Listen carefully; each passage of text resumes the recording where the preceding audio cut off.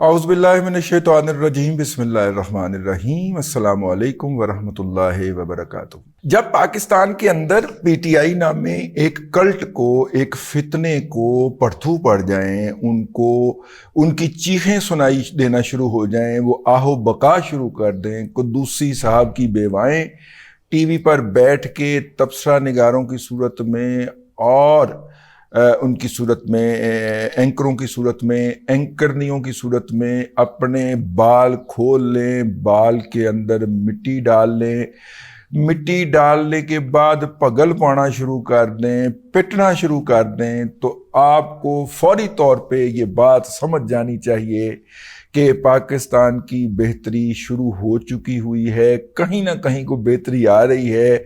یقیناً آپ کو نہیں پتا، لیکن ان بیواؤں کو پتا چل چکا ہوتا ہے، اس لیے ماتم شروع ہو جاتا ہے۔ کل پی ٹی آئی کے تمام اینکرنیاں، تبصرہ نگار، سوشل میڈیا ایکٹیوسٹ ایک فکرے کو آگے بڑھا رہے تھے کہ ملک کا بیڑا غرق ہو گیا، ملک تباہ و برباد ہو گیا، ملک نیچے چلا گیا، ملک کو یہ ہو گیا، ملک کو وہ ہو گیا۔ تو میری چھٹی حص کھڑکی، میں کیا لے بھئی رضی دادا آج کچھ کام پہ گیا، ٹھیک ہے۔ اور میں لیکن چونکہ کچھ احباب جو تھے وہ اسلام آباد سے وارد ہوئے تھے اور انہوں نے گن پوائنٹ کے اوپر طلب فرما لیا تھا، تو میں ان کے پاس بیٹھا کچھ کر نہیں پا رہا تھا، ٹھیک ہے۔ بیڑے غرق ہوئی جا رہے سن پی ٹی آئی کے بقول۔ تو دوست جن کے ہاں بیٹھے ہوئے تھے، سامنے ٹی وی لگا تھا، تو ٹی وی پہ ایک دم رات کے 12 بجے کے بلیٹن میں آئی ایم ایف کی رپورٹ چلنا شروع ہو گئی۔ آئی ایم ایف کی اس رپورٹ کے جو اس وقت ٹکرز چلے جیو کے اوپر، اس میں بتایا گیا کہ پاکستان کی معیشت جو ہے وہ ہائپر انفلیشن کا چیلنج عبور کر کے اب جسے کہنا چاہیے ٹھنڈا ہونا شروع ہو گئی ہے۔ جو وہ گرم ہو گئی تھی، تپ گئی تھی، ٹھیک ہے، وہ مطلب کہ ہائپر ہو گئی تھی، اب وہ ڈیفیوز ہونا شروع ہوا ہے۔ پاکستان میں افراط زر 17% سے نیچے آ گئی ہے۔ تازہ ترین ڈیٹا ابھی کوئی 2-4 دنوں کے اندر جب آئے گا تو آپ کو پتہ چلے گا کہ افراط زر اور نیچے جا چکی ہے۔ پاکستان کے اندر لارج سکیل مینوفیکچرنگ جو ہے اس کی پیداواریت بحال ہو گئی ہے اور وہ بہتری کی طرف چل پڑی ہے۔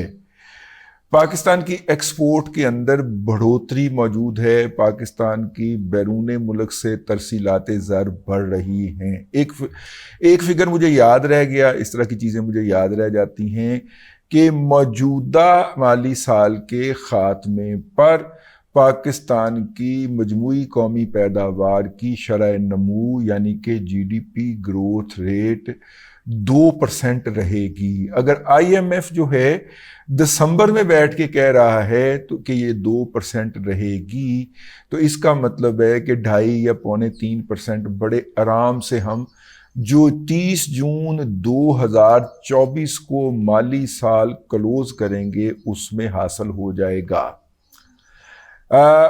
آئی ایم ایف کا یہ دسمبر میں کہنا تھا، یہ دسمبر کی رپورٹ ہے، ویسے دسمبر کا جو ریویو ہوا تھا اس کے اندر یہ رپورٹ آئی ایم ایف نے دی تھی اور اب جاری کی گئی ہے، میڈیا کے ہتھے چڑھی ہے۔ اس کے اندر یہ بھی کہا گیا کہ اگلے سال یعنی کہ 1 جولائی 2024 سے شروع ہو کے 30 جون 2025 کو ختم ہونے والے مالی سال کے اندر پاکستان کی مجموعی قومی پیداوار کی شرح نمو 3.5% تک چلی جائے گی۔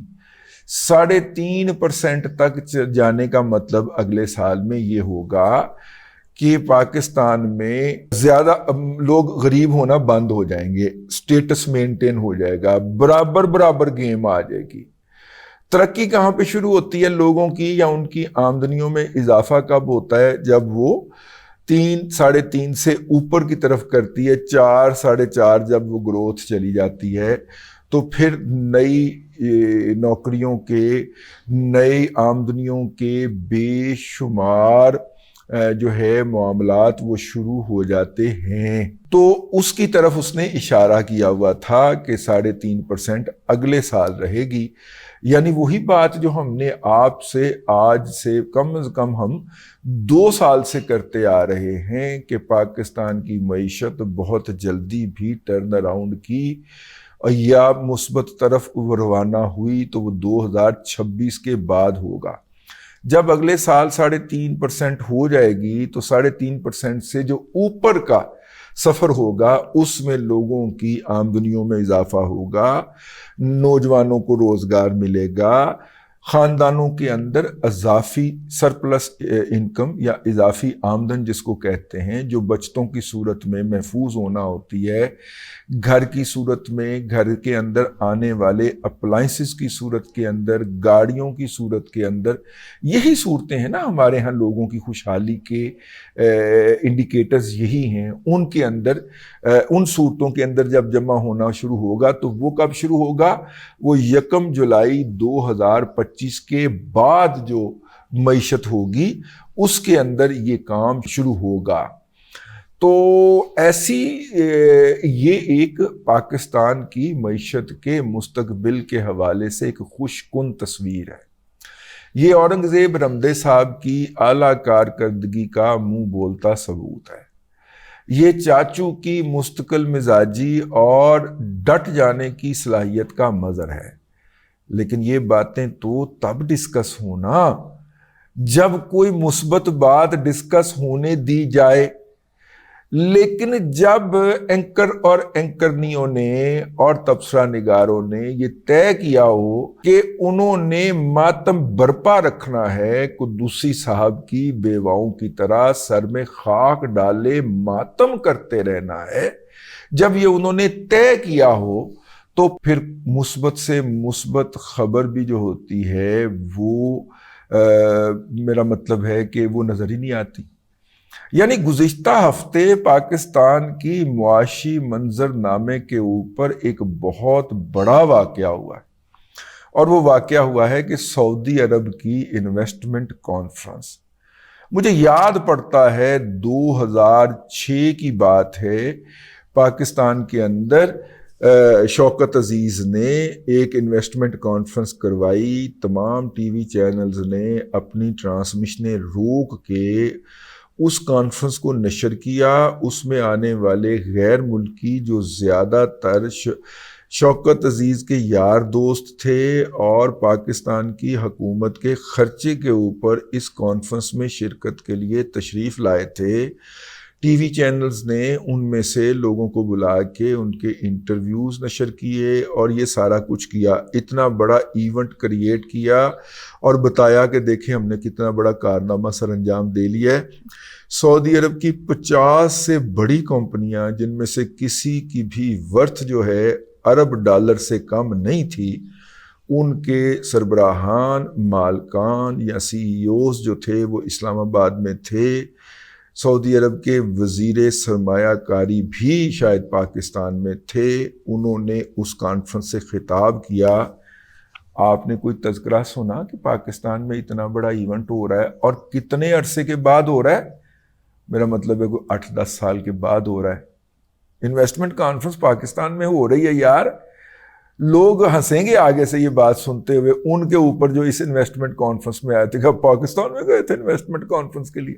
ٹھیک ہے، اور نتیجہ یہ نکلا ہے ان کی ماتم ڈالنے کا یا ان کی بکواسیات کا یا ان کے سعودی عرب کو ملائن کرنے کا کہ فی الحال ایم بی ایس نے کل کی خبر تھی جیو کی کہ انہوں نے پاکستان کا دورہ ملتوی کر دیا ہے. وہ دورہ جس کا وعدہ انہوں نے چاچو کے حالیہ دورہ سعودی عرب کے اندر کیا تھا. اس کا مطلب یہ ہے کہ سعودی کمپنیاں جو ہیں وہ پاکستانی کمپنیوں کے ساتھ کوئی ایسا بڑا ایونٹ کریٹ نہیں کر پا رہی، کوئی انویسٹمنٹ نہیں کر پا رہی. اس کا ایک مطلب یہ بھی ہے کہ جو ایم بی ایس سمجھتے ہوں کہ ان کے شایان شان ہے، جس طرح جناب جی جن پنگ صاحب جو ہیں یعنی کہ چین کے رہنما کا یہ خیال ہے کہ ہم جو ہیں وہ یہ کام کرنا چاہتے ہیں، مطلب کہ میں جاؤں تو کوئی میرا مطلب بڑے کام کا فیتا کاٹوں.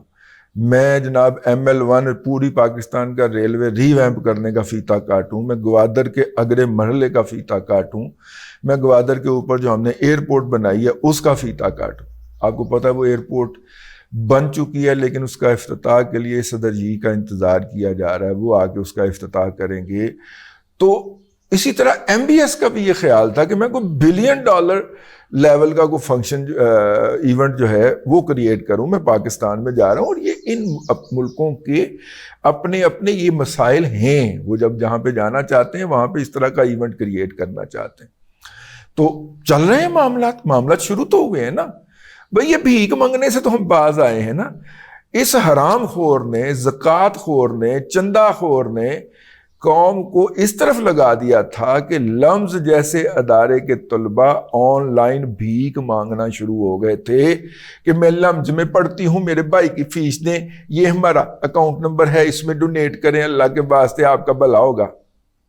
یہ شروع ہو گیا تھا بھئی۔ اس نے بھیک مانگنے کو اتنا گلیمرائز کر دیا، اور اس نے یہ قوم کے بچوں کو یہ باور کرا دیا کہ دیکھو میں عیاشی کرتا ہوں، روزانہ نئی قسم کی خواتین جو ہوتی ہیں وہ میرے ساتھ بستر پہ پائی جاتی ہیں، یہ دیکھو میں کس طرح کی عیاشی کی زندگی گزار چکا ہوں، دنیا کا کون سا خطہ ہے جہاں پہ میرا ناجائز بچہ موجود نہیں ہے، تو پھر بھی میں اس وقت کنگ ہوں اور میں اس ملک کا وزیر اعظم ہوں۔ تو پھر لوگ جب دیکھیں گے کہ کامیابی کا رستہ یہ ہے تو پھر وہ وہی اڈاپٹ کریں گے نا۔ دن رات میں بھیک مانگتا رہتا ہوں، آف شور کمپنیاں بنا کے بھی بھیک مانگتا جے۔ لوگ اپنی انکم آف شور کمپنیوں میں چھپاتے ہیں، یہ آف شور کمپنیاں بنا کے امریکہ برطانیہ میں بھیک مانگتا جے، یہ اصلی بھیک منگا جے، ٹھیک ہے۔